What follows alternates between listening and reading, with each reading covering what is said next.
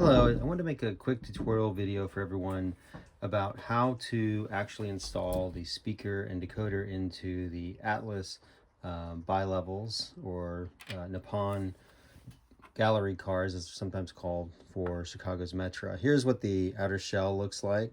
So this happens to be a cab car.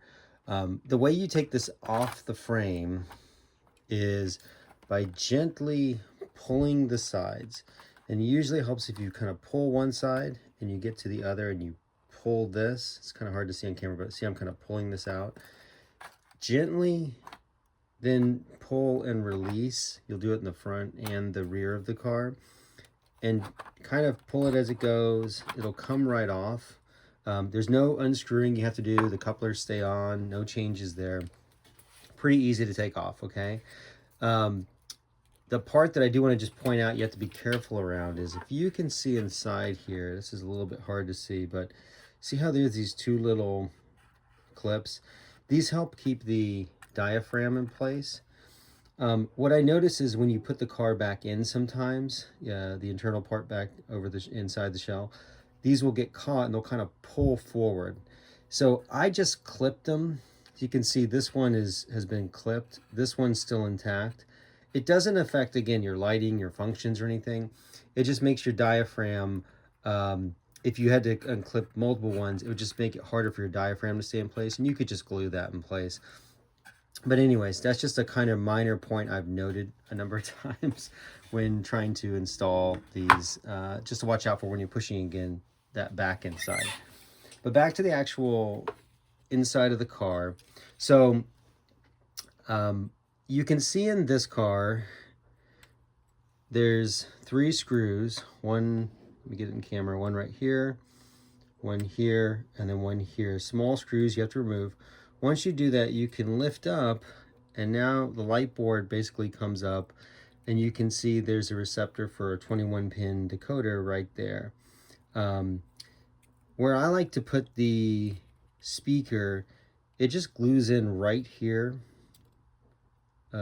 Where the passenger doors would be on the prototype, and when you put it all back together is a nice clean firm fit. When you actually put the side of the car on, you can't see it. The speaker is all kind of right up here, so it doesn't show anything on the model. The speaker's nicely hidden, everything tucks away. When you actually get the speaker, if you're using one of the Lux sound speakers that comes as just the sound install speaker, you'll have the small decoder. This is that 21-pin decoder. And then there's a speaker kit that comes with it where you can glue together, and it has sticky tape on the back of this actual speaker, and you can just put that in there. I just solder these 2 connections, and that is what fits all inside the car.